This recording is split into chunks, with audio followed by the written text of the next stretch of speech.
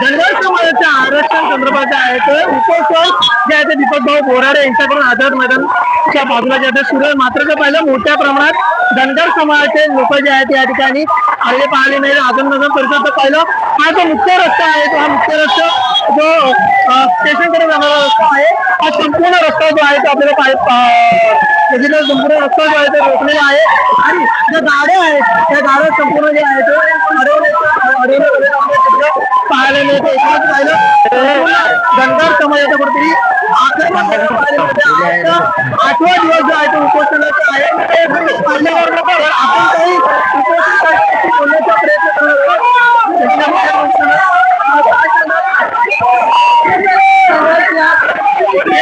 आरक्षण भेटलं पाहिजे. आरक्षण मराठा धनगर आरक्षण भेटलं पाहिजे. धनगर समाज हा मोठ्या धनगरांनो उठा, जागे व्हा आणि पेटून घ्या. धनगरांनो आता तरी लगा. आपला समाज लय मोठा आहे, तुम्ही घरात बसू नका. जल्लोष नाही हा जोश आहे. आता शांत राहणार नाही जोपर्यंत आम्हाला गोष्टी मिळत नाही. मुंबई आम्ही सोडणार नाही. जागेवर मुंबई चक्कर जाम केल्याशिवाय आम्ही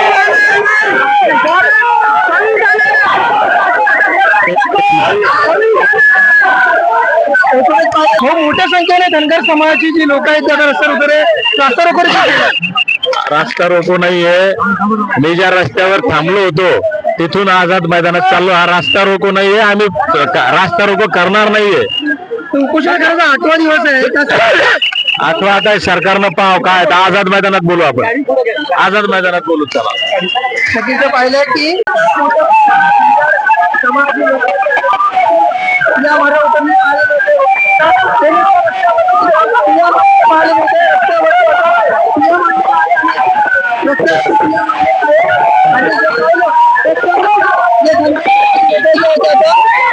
सुरुवात झाली आणि आता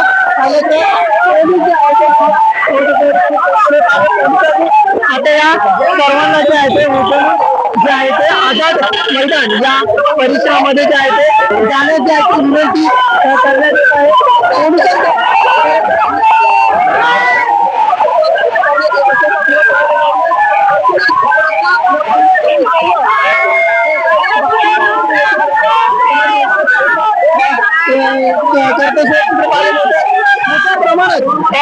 धनगर बांधव जे आहे या ठिकाणी आता आक्रमक झाला असेल सध्या आपल्याला पाहायला मिळत आहे.